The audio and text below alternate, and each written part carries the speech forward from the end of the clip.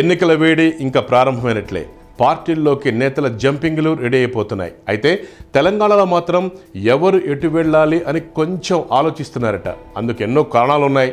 ముఖ్యంగా కాంగ్రెస్ పార్టీని తీసుకుంటే టీఆర్ఎస్ అధికారంలోకి వచ్చాక కాంగ్రెస్ నుంచి అందులోకి జంప్ అవడానికి చాలామంది నేతలే ట్రై చేశారు. అయితే కొంతమందిని మాత్రమే ఏరుకోరి తీసుకున్నారు కేసీఆర్. మరికొంతమంది ఇమడలేక కేసీఆర్తో పొసగక వెళ్ళని వాళ్ళు ఉన్నారు.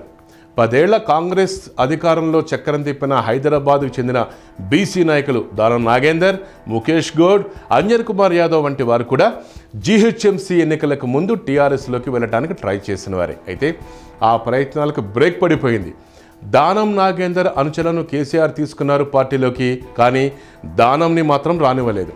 అలా వీళ్ళంతా వెళ్లకుండా ఆగిపోయారు. ఇప్పుడు ఈ ముగ్గురు బీజేపీ జాతీయ నాయకత్వంతో టచ్లో ఉన్నారట. ఇప్పటికే ప్రచారం జరుగుతోంది ఈ విషయంపై. బీజేపీ ఎన్నికల వ్యూహకర్తగా మారిన రామ్ మాధవ్కు తెలంగాణ బాధ్యతలు అప్పగించినట్లు కూడా ప్రచారం ఉంది. నోవాచెల్ హోటల్లో వీరంతా రహస్యంగా రామ్ మాధవ్తో సమావేశమైనట్టు తెలుస్తోంది. కుల మత సమీకరణాలతో పాటు మోడీ ఫ్యాక్టర్ కూడా పనిచేస్తే తెలంగాణలో అనుకున్న లక్ష్యం చేరుకుంటామని కమలనాథులు అంటున్నారు. మరోవైపు కాంగ్రెస్ను బలహీనపరచడం కూడా అమిత్ షా స్కెచ్లో భాగంగా కనిపిస్తోందట. కాంగ్రెస్ పార్టీలో ఉన్న బీసీ నేతల్ని గనక బీజేపీలోకి లాగేసి కాంగ్రెస్ను పూర్తిగా కబ్జా చేయాలన్నది వ్యూహంగా కనపడుతోంది. బీసీ కార్డుతో దానం నాగేందర్, ముఖేష్ గౌడ్, అంజన్ కుమార్ యాదవ్ బీజేపీలోకి ఎంటర్ అవ్వాలని తీవ్రంగా ప్రయత్నిస్తున్నారట. అయితే ఈ ముగ్గురు చరిష్మా ఉన్న నేతలు కాదని విశ్లేషకులు అంటున్నారు.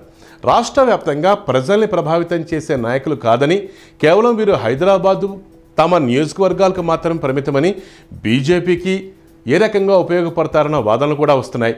మరోవైపు పెర్ఫార్మెన్స్ పరంగా చూస్తే దానం నాగేందర్ మిగతా వాళ్ళకంటే బెటర్ అని తెలంగాణ బీజేపీ నేతలే అంటున్నారు. వీళ్ళకి హైదరాబాద్ తప్ప రాష్ట్ర వ్యాప్తంగా ప్రభావితం చేసే శక్తి లేదనేది స్థానిక బీజేపీ నేతల అభిప్రాయంగా కనపడుతోంది. మరి ఇవన్నీ అమిత్ షాకు తెలియవా అని విశ్లేషకులు అంటున్నారు. 2019 ఎన్నికల్లో రాజకీయాలు ఎలా ఉండబోతున్నాయో చూడాలి మరి.